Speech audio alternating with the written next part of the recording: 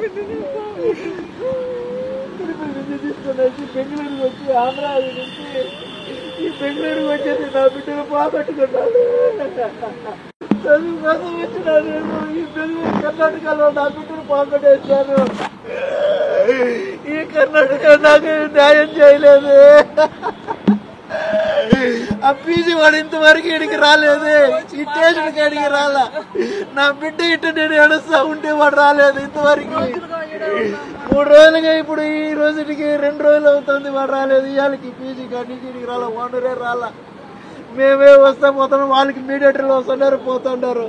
అప్పుడు నా బిడ్డ ఏమైంది? ఇదేనా ఈ సమాజంలో చేసేది?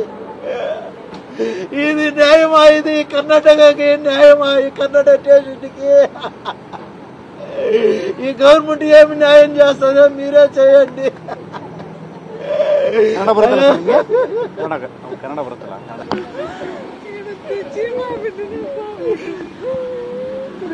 తీసుకునేసి బెంగళూరుకి వచ్చి ఆంధ్రాది నుంచి ఈ బెంగళూరుకి వచ్చేసి నా బిడ్డలు పోగొట్టుకున్నాను.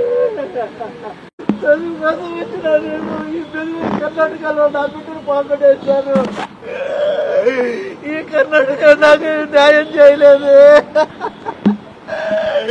ఆ పీజీ వాడు ఇంతవరకు ఇడికి రాలేదు, ఈ స్టేషన్కి ఇడికి రాలా. నా బిడ్డ ఇట్ట నేను ఏడుస్తా ఉంటే వాడు రాలేదు ఇంతవరకు. 3 రోజులుగా ఇప్పుడు ఈ రోజుకి 2 రోజులు అవుతుంది వాడు రాలేదు. ఇవాళకి పీజీ కానీ ఇడికి రాలా, ఓనరే రాలా. మేమే వస్తా పోతున్నాం, వాళ్ళకి మీడియేటర్లు వస్తున్నారు పోతున్నారు. అప్పుడు నా బిడ్డ ఏమైంది? ఇదేనా ఈ సమాజంలో చేసేది?